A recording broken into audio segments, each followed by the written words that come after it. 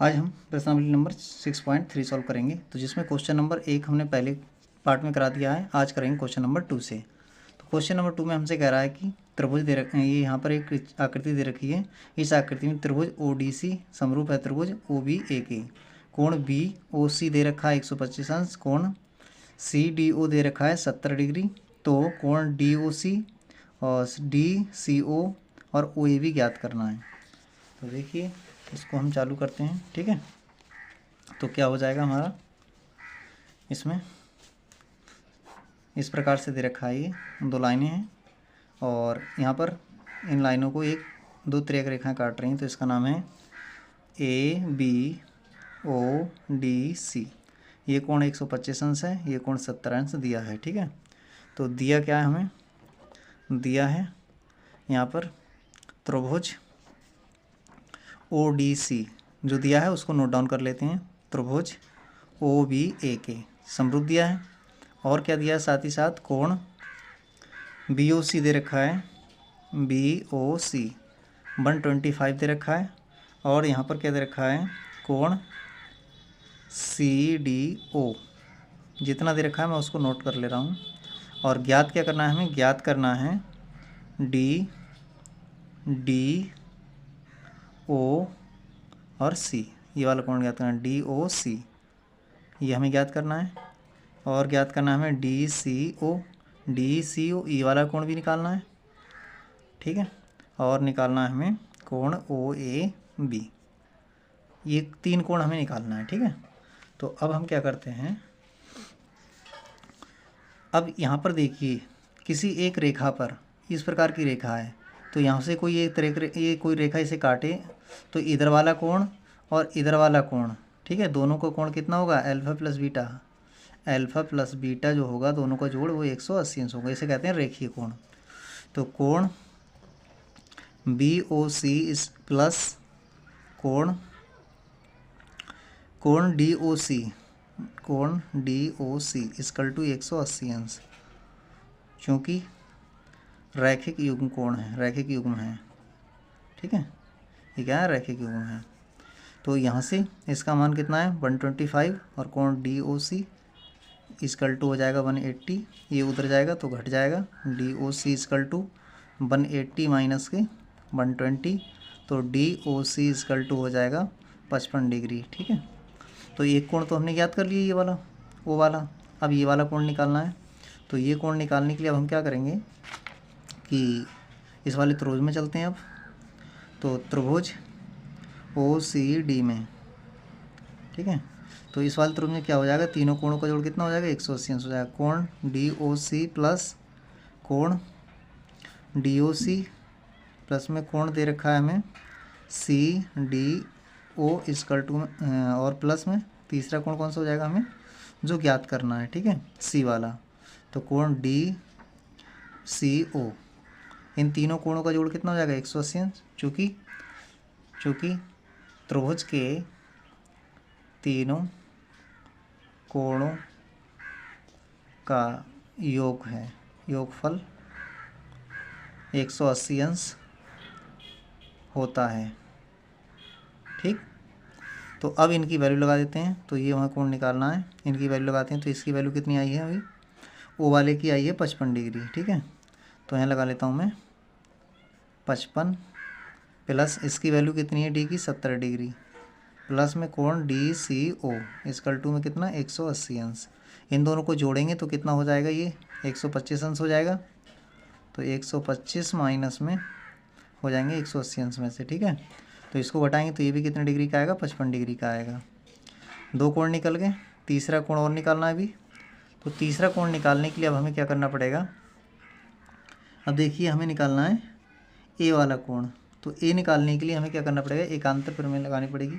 ये वाला कोण इस वाले कोण के एकांतर होगा, क्योंकि ये त्रिभुज इस त्रिभुज के समरूप है। तो कोण OAB बराबर होगा कोण किसके, DCO के, चूँकि त्रिभुज ODC समरूप है त्रिभुज BAK, ठीक है, OBAK। तो अब ये समरूप त्रिभुज है, तो समरूप त्रिभुज की संगत भुजाएं बराबर होती हैं, तो ये भी कितना डिग्री हो जाएगा, 55 डिग्री। तो 3 कोण निकाले हमने, तीनों के मान कितने आए, 55 डिग्री। ठीक है, तो ये इसका सलूशन हो गया। अब चलते हैं नेक्स्ट क्वेश्चन पर। नेक्स्ट क्वेश्चन क्या है, नेक्स्ट क्वेश्चन को देख लेते हैं। क्वेश्चन नंबर 3 में कह रहा है कि समलंब ए बी सी डी, जिसमें ए बी समांतर है सी डी के, इसके विकर्ण ए सी और बी डी परस्पर ओ पर प्रतिच्छेद करते हैं, तो दो त्रिभुजों की समरूपता कसौटी का प्रयोग करते हुए दर्शाइए। ओ ए अपॉन में ओ सी, ओ बी अपॉन में ओ डी है। ठीक है, तो अब देखिए किस प्रकार से ये समलंब है, हमें उसको बताना है। क्वेश्चन नंबर 3 है, तो समलंब चतुर्भुज क्या होता है, जिसकी कम से कम एक भुजा कैसी हो, पैरेलल हो, समांतर हो, वो समलंब कहलाता है। तो इसे मान दे दी मैंने ए बी सी और डी, ये इसके विकर्ण हो गए। ठीक है, बी डी और ए सी, ये एक दूसरे को ओ पर काटते हैं। तो अब हम क्या करते हैं, यहाँ पर जो दिया है उसको नोट डाउन कर लेते हैं। दिया है, दिया क्या है यहाँ पर, ए बी सी डी क्या है, एक समलंब है। ए बी सी डी एक समलंब है। ठीक है, जिसमें ए बी समांतर है सी डी के, विकर्ण ए सी तथा बी डी एक दूसरे को बिंदु ओ पर प्रतिच्छेद करते हैं। इतना चीज़ दे रखा है। अब हमें करना क्या है, प्रूफ क्या करना है कि दर्शाना है, तो उसको भी लिख लेते हैं। ठीक है, सिद्ध करना है। क्या सिद्ध करना है हमें, तो ओ ए अपॉन में O C equal to O B upon में ओ डी, ये हमें प्रूव करना है। ठीक, तो अब हम क्या करते हैं, इसको प्रूव करते हैं, उपपत्ति करते हैं इसकी। ठीक है, तो प्रूफ क्या होगा इसका, उसको देखते हैं। तो प्रूफ में यहाँ से क्या हो जाएगा, सबसे पहले देखिए यही क्वेश्चन हम 6.2 में भी करा था, लेकिन अब हमें करना है समरूपता की कसौटी से, और वहाँ पर हमने करा था बीपीटी से। ठीक है, तो अब देखिए प्रूफ करने के लिए हमें क्या करना पड़ेगा, जो ये समलंब है, तो इसे सुविधा के लिए हमें एक एंगल नाम ले देते हैं। ठीक है, तो यहाँ पर इन एंगलों को नाम दे देते हैं। ये 1 2 3, इसे 4 और इसे 5 और इसे 6, इस प्रकार से हमने नाम दे दिए। ठीक है, तो अब देखिए कोण ए इसके बराबर हो जाएगा, कोण ए यानी कि 2, कोण 2 बराबर होगा कोण इस वाले के, एकांतर हो जाएगा। ठीक है, दो तिर्यक रेखाओं को एक तिर्यक रेखा, दो समांतर रेखाओं को एक तिर्यक रेखा काट दी, तो इनके एकांतर कोण बराबर होते हैं। तो कोण 1 बराबर हो जाएगा 6 के, कोण 3 बराबर होगा, कोण 3 बराबर होगा किसके, 4 के। ये दोनों कैसे हैं, एकांतर कोण हैं। दोनों कैसे हैं, एकांतर कोण हैं। और तीसरा कोण है कोण 1 बराबर कोण 5 के, क्योंकि क्या है, शीर्षाभिमुख कोण है, शीर्षाभिमुख कोण है, इसलिए त्रिभुज क्या हो जाएगा, तीनों कोण बराबर हो गए, इसलिए त्रिभुज हमारा जो ए बी सी है, ठीक है, इसे लिख दे रहे हैं हम त्रिभुज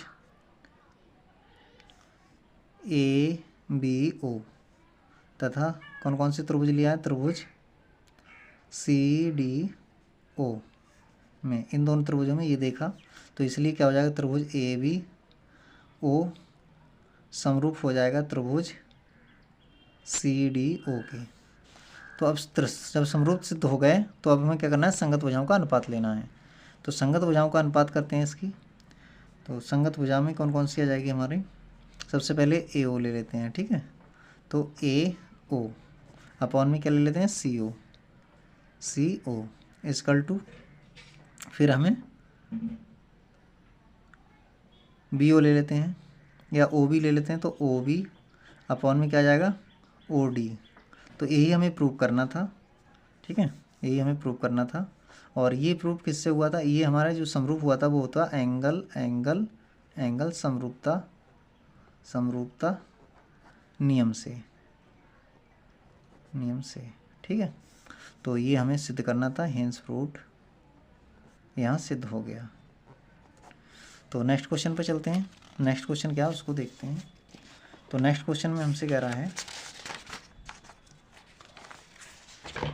क्वेश्चन नंबर 4 में कह रहा है आकृति दे रखी है 6.36 में, क्यू आर अपॉन में क्यू एस बराबर है क्यू टी अपॉन में पी आर के। तो कोण 1 बराबर 2 के है, तो दर्शाइए पी क्यू एस समरूप है त्रिभुज टी क्यू आर के।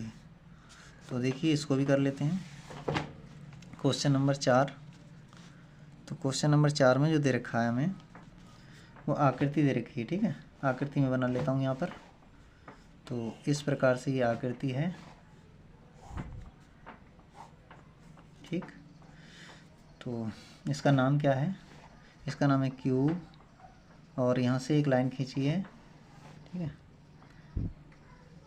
यहाँ तक, और इसका नाम दे दिया हमने P और इसका नाम दे दिया T, और फिर एक लाइन खींची हमने यहाँ से इस प्रकार से, ठीक है। तो इसका नाम है हमारा S और इसका नाम है हमारा R, ठीक है। ये त्रिभुज दे रखा है। अब इसमें जो कोण है ये एक कोण है, और ये वाला जो कोण है इधर वाला, ये कोण 2 कोण है, ठीक है, कोण 2।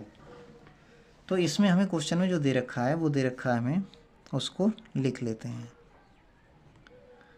तो दिया क्या है यहाँ पर, क्यू आर अपॉन में Q S equal to Q T upon में पी आर, ये दे रखा है। साथ ही साथ में क्या दिया है हमें, कोण 1 बराबर कोण 2 के, ये भी दे रखा है, ठीक है, कोण 1 बराबर कोण 2 के। अब देखिए सिद्ध क्या करना है हमें, सिद्ध करना है, क्या सिद्ध करना है हमें उसको नोट डाउन कर लेते हैं, ठीक है। तो हमें बताना है त्रिभुज पी क्यू एस समरूप है त्रिभुज टी क्यू आर के, ये हमें प्रूव करना है, ठीक।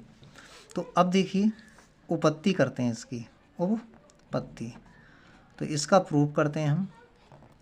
तो प्रूफ में हमें दोनों त्रिभुज को ही करना पड़ेगा। तो अब देखिए कौन कौन सा त्रिभुज हमें यहाँ पर लेना पड़ेगा। तो त्रिभुज जो है हमारे पास में, एक तो हमारे पास में कौन सा है पी क्यू एस, और दूसरा कौन सा है टी क्यू आर। तो इन्हीं 2 त्रिभुजों को हमें लेकर सॉल्व करना है। तो देखिए सबसे पहले लेते हैं हम त्रिभुज पी क्यू आर में। अब पी क्यू आर में क्या है, कोण देखो पी क्यू आर, ये त्रिभुज में देख रहे हैं, इसका एक कोण इसके एक कोण के बराबर है, कोण 1 बराबर कोण 2 के है। तो बराबर कोण क्या करते हैं, बराबर भुजाएं बनाते हैं, ठीक है। बराबर कोणों की संगत भुजाएं भी बराबर होती हैं। तो सम्मुख भुजाएं, इस कोण के सामने भुजा ये है, इस कोण के सामने भुजा ये है, तो ये बराबर होंगी, ठीक है। तो इसलिए हो जाएगा हमारा कोण भुजा पी क्यू बराबर पी आर के। चूँकि डाल देते हैं, चूँकि क्या है, बराबर कोण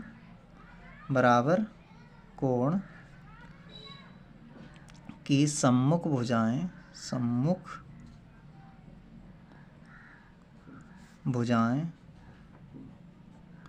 बराबर होती हैं, ठीक। अच्छा, इसे मान लिया मैंने समीकरण नंबर 1, ठीक।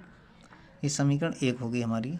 अब देखिए त्रिभुज हम ले लेते हैं, त्रिभुज पी क्यू एस, ये वाला त्रिभुज ले लेते हैं पी क्यू एस तथा त्रिभुज पी क्यू एस तथा त्रिभुज टी क्यू आर में, त्रिभुज टी क्यू आर में। अब इस त्रिभुज में क्या हो जाएगा, ठीक है। तो इस त्रिभुज में क्या होगा उसको लिखते हैं। देखिए दोनों त्रिभुजों में क्या है, हमें यहाँ से एक चीज़ दे रखी है, संगत भुजाओं का अनुपात दे रखा है, ठीक है। तो क्यू आर अपॉन में क्यू एस दे रखा है, और दे रखा है हमारे पास क्यू टी अपॉन में क्यू पी। इतना तो हमें दिया है, ये क्या है, गिवन है, ठीक है। तो इसे मान ले रहा हूँ मैं समीकरण नंबर 2 समीकरण, ठीक। तो अब देखिए समीकरण 2 मान लिया। अब समीकरण 1 व 2 से लिखेंगे, समीकरण 1 व 2 से। तो समीकरण 1 में क्या है, समीकरण 1 में है वो पी क्यू किसके बराबर है, पी आर के। तो मैं यहाँ से मैं इसकी जगह ये मान रख दे रहा हूँ, ठीक है। तो हो जाएगा हमारा क्यू आर अपॉन में क्यू एस और बराबर क्यू टी, और जहाँ पर हमारा पी क्यू है उस पी क्यू की जगह मैं क्या रख देता हूँ, पी आर, ठीक है, पी आर। ये समीकरण नंबर हो जाएगी हमारी 3। अब क्या होगा, दो भुजाओं का अनुपात बराबर हो गया दोनों त्रिभुजों में। अच्छा, अब कोण, और देखिए दोनों त्रिभुजों में, अब देखो इन दो भुजाओं का अनुपात बराबर आ गया, ठीक है। क्यू एस अपॉन में क्यू आर, ठीक है, क्यू एस अपॉन में क्यू आर और क्यू पी अपॉन में, इधर देखिए, क्यू आर अपॉन में क्यू एस और क्यू टी अपॉन में P are, Q T upon में क्यू आर, ठीक है। क्या था समीकरण 1 में हमारा, समीकरण 1 में था पी क्यू पी आर के बराबर है, ठीक है। तो पी क्यू के स्थान पर हमने क्या ले लिया, पी आर के स्थान पर हमने पी आर दे रखा था तो पी क्यू लेना पड़ेगा ना। तो यहाँ से ये तो पी आर तो दे ही रखा था, यहाँ पर पी आर था तो इसकी जगह पी क्यू लिखना पड़ेगा, ठीक है। ये पी आर दिया है, पी आर दिया है तो हमें लिखना पड़ेगा पी क्यू, ये लिख दिया। ये समीकरण 3 होगी। अब देखिए कोण 1 बराबर कोण 1 क्या है, उभयनिष्ठ है, उभयनिष्ठ कोण है, ठीक है। तो अब देखिए एक कोण बराबर आ गया इन त्रिभुजों में, कोण 1 ये बड़े वाले त्रिभुजों में भी है और एक कोण इस छोटे वाले त्रिभुज में भी है, तो दोनों में उभयनिष्ठ हो गया। तो एक कोण बराबर हो गया और ये विसंगत भुजाओं का अनुपात बराबर हो गया, ठीक है। तो ये हमारे पास में, तो इसलिए त्रिभुज क्या हो जाएंगे, दोनों त्रिभुज समरूप हो जाएंगे, इसलिए त्रिभुज हमारा हो जाएगा पी क्यू एस, समरूप त्रिभुज किसके, टी क्यू आर के। अब समरूप आ गया, यही हमें क्या करना था, हमें यही सिद्ध करना था, ठीक है। किससे हुआ, साइड एंगल साइड समरूपता नियम से, ठीक है, हेंस प्रूव्ड। चलते हैं नेक्स्ट क्वेश्चन पर, क्वेश्चन नंबर 5 पर। तो क्वेश्चन नंबर 5 को देख लेते हैं। तो क्वेश्चन नंबर 5 में क्या कह रहा है, क्वेश्चन नंबर 5 में कह रहा है त्रिभुज पी क्यू आर की भुजाएं पी आर और क्यू आर पर क्रमशः बिंदु एस और टी इस प्रकार स्थित हैं कि पी कोण जो बराबर है वो आर टी एस के, टी कोण के बराबर है पी कोण। तो दर्शाइए त्रिभुज आर पी क्यू समरूप है त्रिभुज आर टी एस के। अब देखिए यहाँ पर कोई त्रिभुज है, ठीक है, इसकी आकृति बनानी पड़ेगी और इसमें आकृति दी नहीं है, तो बना लेते हैं। क्या हो जाएगा इसको देखते हैं। तो सबसे पहले एक त्रिभुज का निर्माण कर लेते हैं। ये हमने एक त्रिभुज बना लिया। अब इस त्रिभुज में क्या है, यहाँ से ये एस है और ये टी है, पैरेलल तो कहा नहीं है, तो इसलिए हमने इस प्रकार से बनाई है। ये कोई त्रिभुज है, ठीक। तो दिया है मैं आपको लिख देना है, ठीक है, दिया है मैं आपको लिख देना है, ठीक है। तो सिद्ध क्या करना है, सिद्ध करना है, उसको लिख लेते हैं, सिद्ध करना है। सिद्ध हमसे करवा रहा है, क्या सिद्ध करवा रहा था, त्रिभुज पी आर पी क्यू समरूप है त्रिभुज आर टी एस के। तो इसको प्रूव करते हैं, उपपत्ति ले लेते हैं इसकी, प्रूफ, ठीक है। तो इसका प्रूफ हम करते हैं। तो देखिए सबसे पहले त्रिभुज आर पी क्यू में कोण पी आर पी क्यू, इस वाले त्रिभुज में देखिए तो कोण जो है हमारा पास में पी वो दे रखा है किसके, आर टी एस के। ये क्या है, गिवन है, दिया है, ठीक। अच्छा, फिर क्या दे रखा है, आर कोण जो है, आर कोण बराबर आर कोण उभयनिष्ठ आ रहा है, उभयनिष्ठ है। अच्छा, किस किस त्रिभुज में उभयनिष्ठ है आर कोण जो है बड़े वाले त्रिभुज में आर पी क्यू और आर एस टी, दोनों त्रिभुज लिख लेते हैं तथा त्रिभुज RST में दोनों में उभयनिष्ठ आ गया। अच्छा, दो एंगल बराबर हो गए।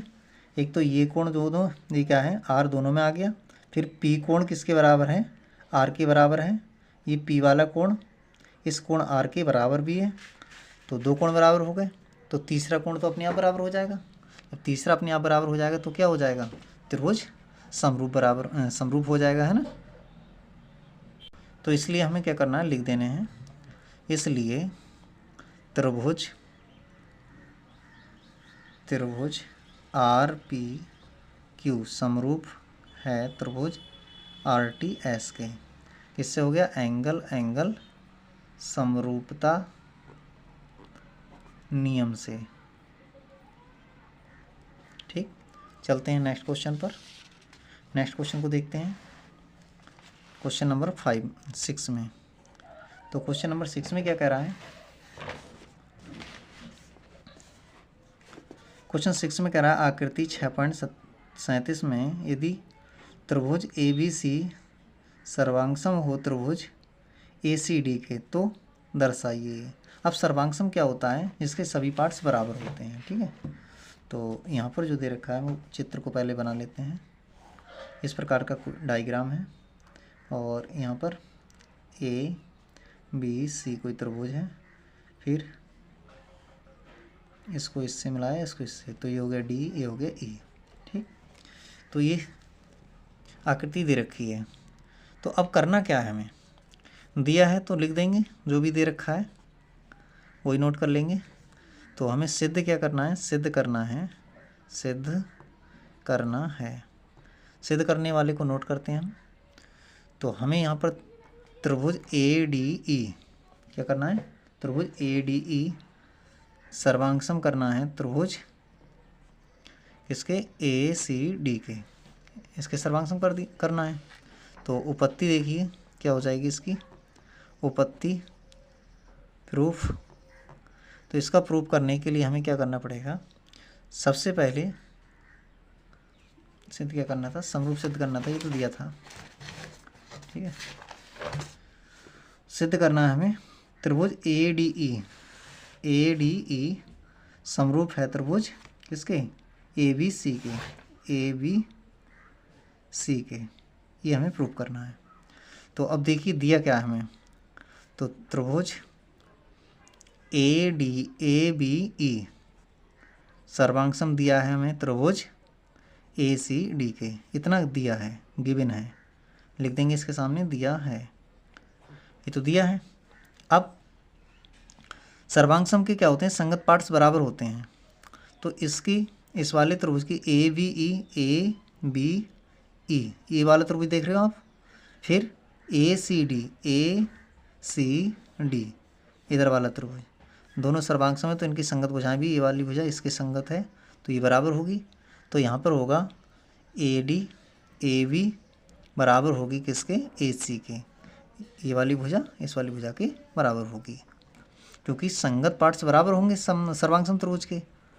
तथा क्या होगा, तथा AD बराबर होगी किसके, AE के।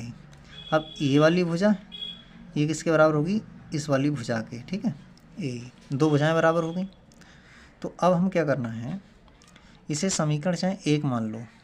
ठीक है, क्या मान लें, 1, चाहे इसके सामने लिख भी दो, क्योंकि सर्वांगसम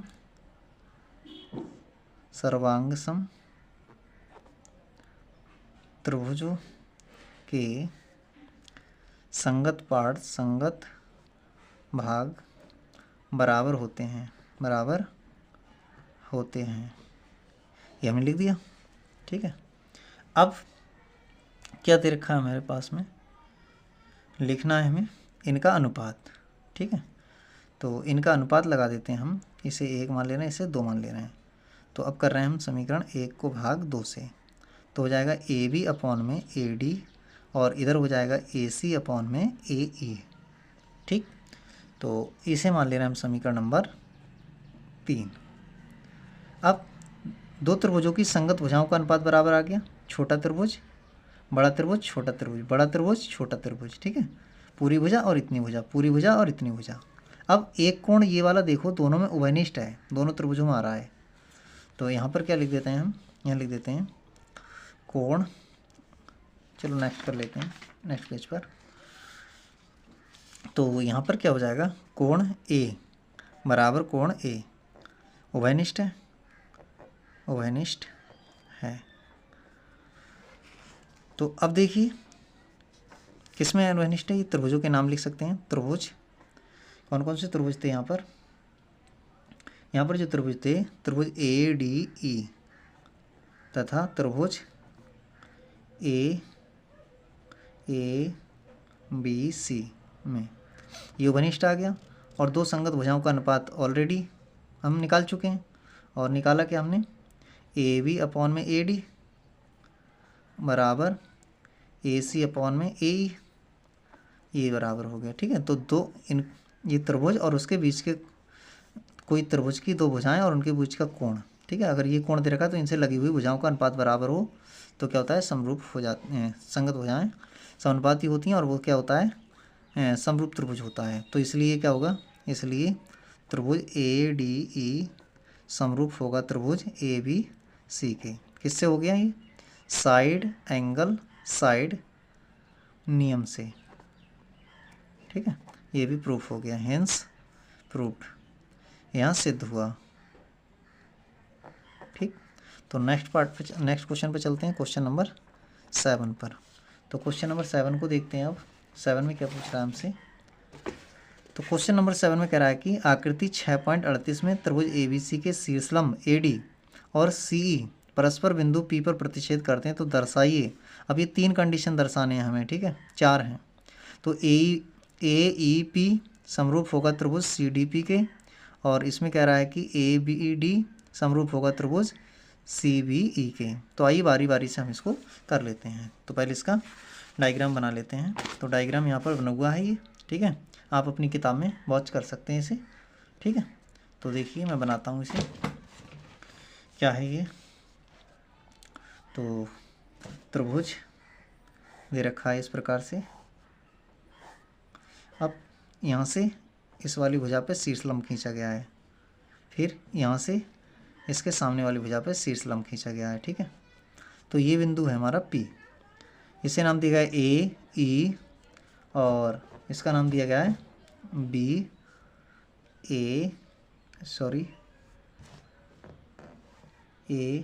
B C, ये अंदर कौन सा होगा, C, A B C हो गया, और ये हो गया D, ठीक है। सारे पार्ट्सों के नाम दे दिए हमने। तो देखिए दिया है हमें, तो जो दे रखा है वो सब लिख देना है, आपको कर सकते हैं। सिद्ध क्या करना है हमें, पहला पार्ट्स, तो सिद्ध करना है हमें, पहला पार्ट को लिख लेते हैं हम। पहला पार्ट में क्या सिद्ध करना है हमें, त्रिभुज AEP समरूप त्रिभुज किसके, CDP के, ठीक है। तो त्रिभुज AE और P, ये वाला त्रिभुज की बात कर रहा है, और त्रिभुज CDP इस वाले त्रिभुज की बात कर रहे हैं। इन दोनों त्रिभुजों को हमें समरूप सिद्ध करना है। तो देखिए उपपत्ति करते हैं, स्टार्ट करते हैं इसको प्रूफ, ठीक है। तो इसकी उपपत्ति में क्या होगा, त्रिभुज AEP तथा त्रिभुज CDP में, इन दोनों त्रिभुज में देखिए ये वाला कोण इसके शीर्षाभिमुख कोण है, तो लिख देते हैं हम कोण APE बराबर होगा कोण CPD के, ठीक है। ये कैसे कोण है, शीर्षाभिमुख कोण है, शीर्षाभिमुख कोण है। फिर नेक्स्ट क्या है, जब इधर को 90 डिग्री तो इधर को भी 90 डिग्री होगा, तो ये वाला कोण इस कोण के बराबर होगा, कोण PEA बराबर होगा किसके, कोण CDP के, कोण CDP के कितना डिग्री, 90 डिग्री। अब दो एंगल बराबर आ गए, तो कोण समरूपता नियम से क्या हो के आएंगे, ये दोनों समरूप हो जाएंगे, इसलिए तीसरा कोण ऑटोमेटिक बराबर आएगा। इसलिए त्रिभुज AEP समरूप है त्रिभुज सी डी पी के। एंगल एंगल समरूपता नियम से। ठीक है, तो ये बराबर आ जाएगा। तो नेक्स्ट अगला पार्ट देख लेते हैं इसका। तो अगला नेक्स्ट पार्ट है इसका, हमसे कह रहा था क्या सिद्ध करना था, हमें सिद्ध करना था ए बी डी समरूप है त्रिभुज सी बी ई के। ए बी डी त्रिभुज ए बी डी और समरूप करना है हमें त्रिभुज सी बी ई के, त्रिभुज सी बी ई के, ये प्रूव करना है अब हमें। ठीक है, तो अब देखिए हम क्या करते हैं, ये तो प्रूव करना है, टू प्रूफ सिद्ध करना है। तो त्रिभुज ले लेते हैं हम, त्रिभुज ए बी डी तथा त्रिभुज सी बी ई में। ठीक है, कौन कौन से त्रिभुज ले लिए मैंने, एक तो ए बी और डी, ये वाला त्रिभुज ले लिया। दूसरा त्रिभुज लिया मैंने सी बी ई, तो सी और बी ई, ये वाला त्रिभुज और ये वाला त्रिभुज। ठीक है, यहाँ से यहाँ ये वाला, तो ये दो त्रिभुज ले लिए। अब इन दोनों त्रिभुजों में क्या है, कोण ए डी बी बराबर है ये ए डी वाला, इधर वाला कोण इधर वाले कोण के बराबर होगा, तो ये बराबर होगा कोण सी ई बी के। ठीक है, सी ई बी के बराबर कितने, 90 डिग्री। फिर नेक्स्ट क्या है इसमें, बी कोण दोनों ही त्रिभुज में आ रहा है, उभयनिष्ठ है, तो कोण बी बराबर कोण बी, तो ये कैसे हैं, उभयनिष्ठ हैं, उभयनिष्ठ कोण है। ठीक है, तो ये उभयनिष्ठ आ गए, तो इसलिए क्या हो जाएंगे, इसलिए त्रिभुज ए बी डी समरूप है त्रिभुज सी बी ई के। तो अब चलते हैं हम नेक्स्ट पार्ट पर, नेक्स्ट थर्ड पार्ट पर। तो थर्ड पार्ट में क्या है, तो थर्ड पार्ट में हमसे कह रहा है कि त्रिभुज ए ई पी समरूप है त्रिभुज ए डी बी के। तो हमें क्या सिद्ध करना है, अब सिद्ध करना है, यानी टू प्रूव, क्या है, टू प्रूव। तो अब यहाँ पर क्या लिखना है हमें, त्रिभुज ए ई पी समरूप त्रिभुज प्रूव करना है किसके, ए डी बी के। तो ये प्रूव करना है हमें। तो देखिए उपपत्ति लेते हैं, उपपत्ति। ठीक है, इसका प्रूव करते हैं। तो क्या आ जाएगा इसकी उपपत्ति में, सबसे पहले त्रिभुज लेते हैं हम ए ई पी में तथा त्रिभुज ए डी बी में। देखिए मैंने कौन कौन से त्रिभुज ले लिए, एक तो ले लिया ए ई पी, ए ई वाला त्रिभुज हो गया, और ए डी बी ये वाला त्रिभुज, और एक ये बड़ा वाला त्रिभुज, ये वाला त्रिभुज, और एक पूरा ये बड़ा वाला त्रिभुज। ठीक है, तो अब इसमें क्या हो जाएगा, इसमें क्या क्या बराबर है हमारा, इसमें जो बराबर है हमारा कोण